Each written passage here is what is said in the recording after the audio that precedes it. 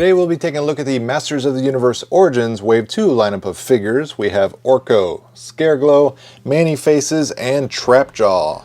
Now, Masters of the Universe Origins are exclusive to Walmart stores in the United States for 2020. However, in 2021, all bets are off, and you will be able to find these at different retailers as well as online. Amazon has already went ahead and put listings up for these, so you can actually technically order these through Amazon, but right now you will have to pay a buyer's premium because they are not selling them at retail. I was able to pre-order these back in August when they were first announced through Walmart.com. Walmart pushed these back, delayed them quite a few times, but now here they are. You should be able to find these in local Walmart stores hanging on the pegs in the next couple of weeks as the stock gets shipped out to the stores. However, I will have to comment on how these were delivered to me. So, ordered these all at the same time. They shipped in 3 different shipping containers, so to speak. So, Scareglow and Man-E-Faces, they shipped in a single bubble mailer to me, so they both arrived with the card backs bent and folded and creased, and you know, if you're a mint on card person, that's just going to absolutely drive you crazy. Orco and Trapjaw, well, they showed up in individual boxes. However, the boxes were folded like this because Walmart put them in a box that is not long enough to hold them. So again, if you're a mint on card collector and you ordered these online, well, I'm sorry to tell you, but Walmart is probably going to make you cry because chances are you're going to have some damage on every single one of your card backs.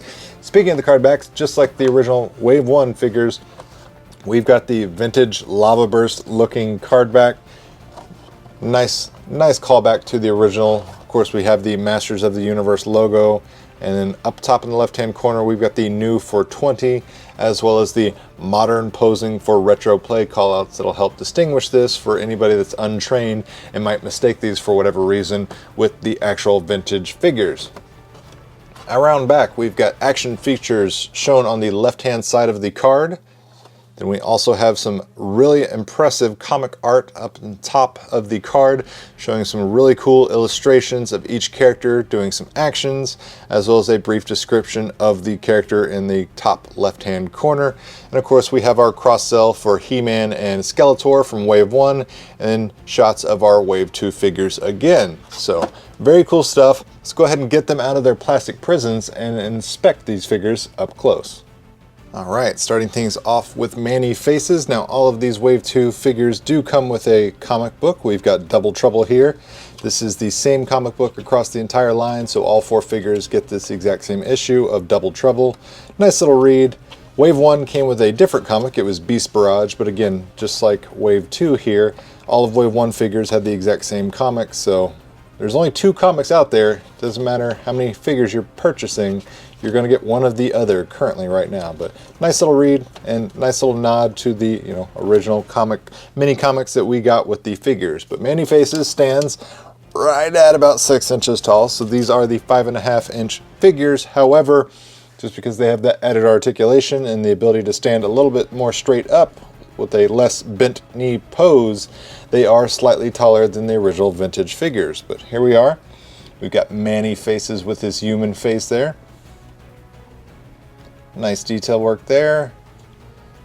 Of course, his action feature will rotate his head around. Now we've got robot mode, and maybe you heard it, maybe you didn't, but there's a nice little click to hold each face in position. Let's see if I can do it again.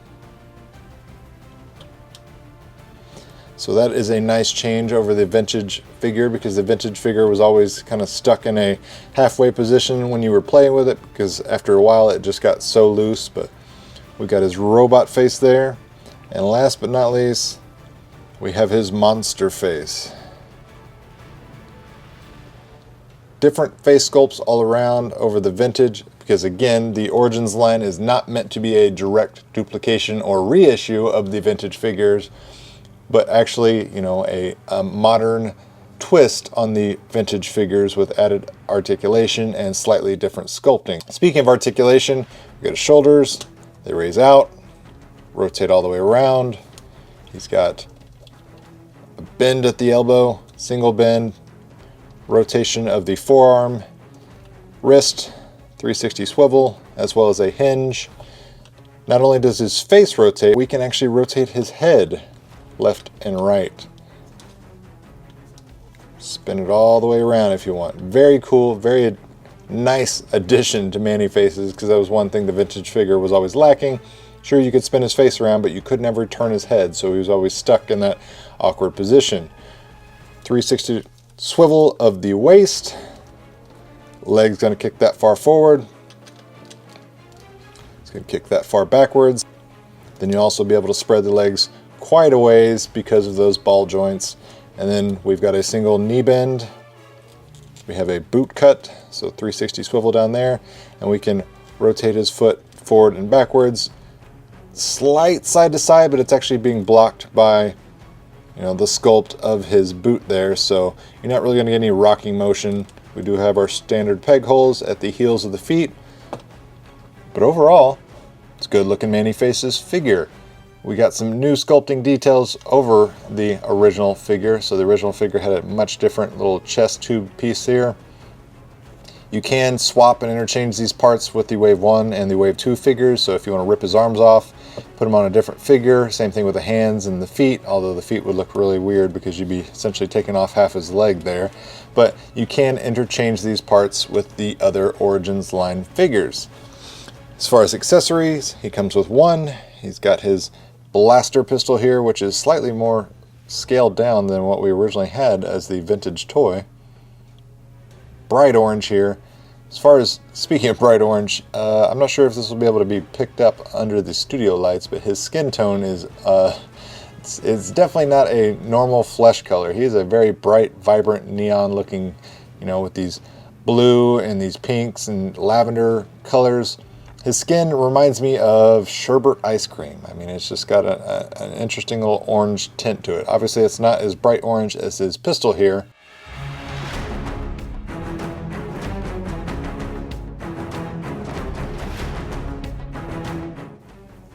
And next up we have Trapjaw, of course, with his iconic jaw. Opens and closes, which is very nice, very easy. Sturdy little hinge there. Doesn't feel super loose, like it's just going to be stuck all the time. Got his iconic little eyelet here, so you can thread it through a string and have him zip lining down and attacking the other toys, just like the vintage commercial. As far as articulation, he's going to be relatively the same as everybody else. Slight differences though, because of his mechanical arm over here. Head spins all the way around. Doesn't really look up or down very much. I mean, that's as far as you're going to get as far as up and down. Shoulders, same thing as all the other characters. Outwards, upwards, backwards, forward. Single hinge at the bicep. Hand swivels around, hinges as well. 360-degree rotation of the waist. Legs forward, backwards, single knee bend, boot cut, and feet back and forth. And you'll notice the legs on Trapjaw are going to be the exact same legs found on Man-E-Faces, because they reuse this part, which is very common with the Masters of the Universe toys. They're just, you know, painted differently. So that's a prime example of them, Mattel, reusing a lot of these same parts. We also have his iconic belt there with the skull and crossbones. You can remove it if you want. Simply just take that out and then you can take the belt off. Now his modular arm is slightly different as far as articulation. So you're going to be able to rotate it all the way around, get it outwards, and then you'll bend it, and then you can also rotate it around. So while it doesn't look like it is, you know, capable of doing all the same motions as this arm, it actually technically is, minus the, you know, the wrist, so to speak. Speaking of wrist, let's get his modular pieces, because yes, he does come with accessories, because he wouldn't be Trapjaw without his iconic claw hand, number one. So that is one of the first accessories he comes with. Then he has his laser pistol that doubled, tripled, quadrupled, does various different things in the comic books as well as the television series.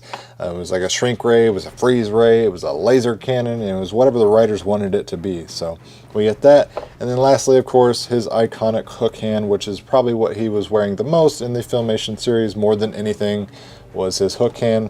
They all pop in very easily. Just go in there. They do swivel around.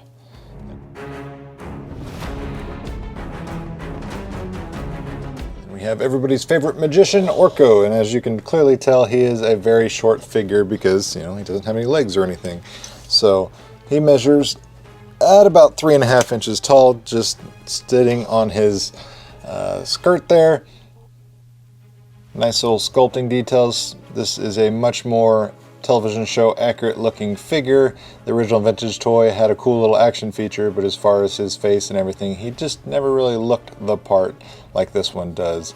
Very nice pointy hat, his ears, head rotates around, looks up quite a bit. You can actually kind of see the ball joint in there when he looks all the way up. Looks down, spin his head 360 degree, shoulders raise up,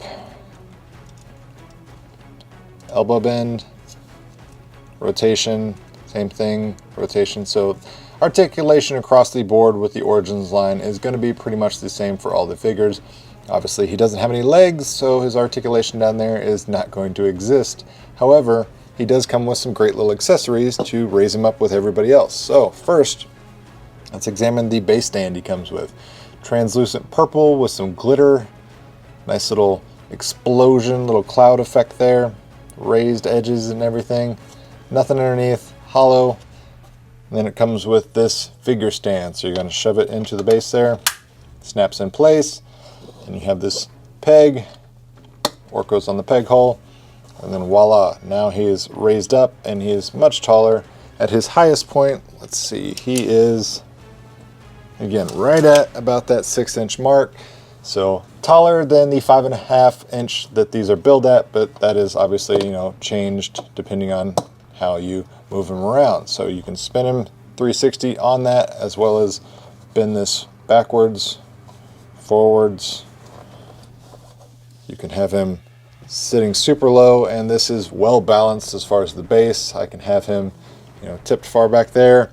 He doesn't fall off the base and the base doesn't tip over. So very, very handy. I like that it was an added inclusion at no extra cost. This figure doesn't cost any more than the other figures, which is great. So very happy with this Orco figure. Then of course we have the most exciting figure in Wave 2 as far as I'm concerned, and probably everybody else. It's Scareglow. This one by far is probably going to be the most difficult one to find in stores, just because he will likely be the first one people go after. I mean, it's just such an iconic figure. It looks amazing, has that actual real glow-in-the-dark feature, although there are some significant changes over the vintage figure. So first and foremost, his cape here. This is actually plastic. It's not actual soft goods cloth or everything, but it actually does good. It's got some nice texturing details there. I like how it's, you know, molded to look, and that permanent little cowl does a really good job of staying under his neck there. You can pop it off easily, of course, and the length of it is really good. It goes kind of right down to the back of his calf.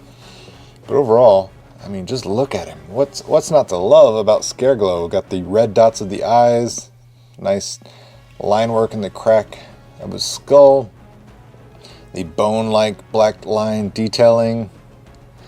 Different than the original vintage figure as far as the line work, but I mean, we're literally just splitting hairs if we're talking about that type of stuff. Same articulation as everybody else with the shoulders and the waist and the head.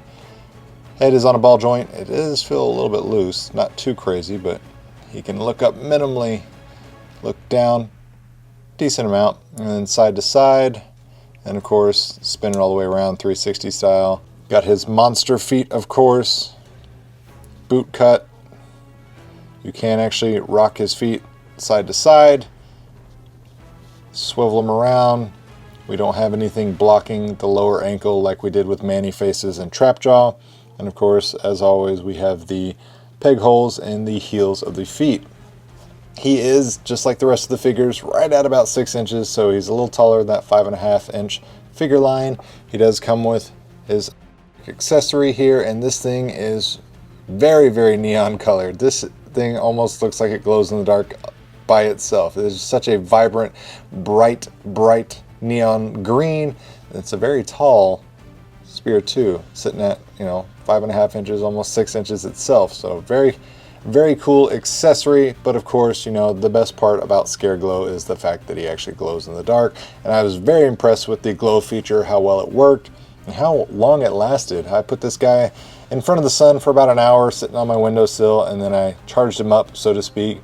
And then I was very impressed with just how bright he gets. So let me show you a prime example. We'll go ahead and turn off all the studio lights so you can see him in all his glowing glory.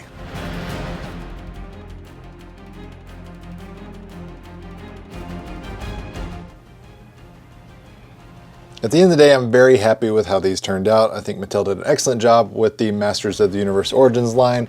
Not only Wave 1, but Wave 2 as well with these figures. The only downside, of course, will be trying to find these in store, because you would think it would be easy to walk into a Walmart and find the Wave 1 or Wave 2 figures, but still, even though those Wave 1 figures came out this summer, it's been very difficult to find those sitting on the shelf. So I hope Walmart gets their stuff together before the holidays, because I'd love for everybody to be able to walk into a Walmart store and find these amazing figures on these shelves. Guys, let me know in the comments down below what your favorite figure thus far from the Wave 1 or Wave 2 figure of the Masters of the Universe Origins is. If you enjoyed the video, make sure you hit that like button, share this video with your friends if you found the information helpful, and as always, thanks for watching, guys. It really means a lot.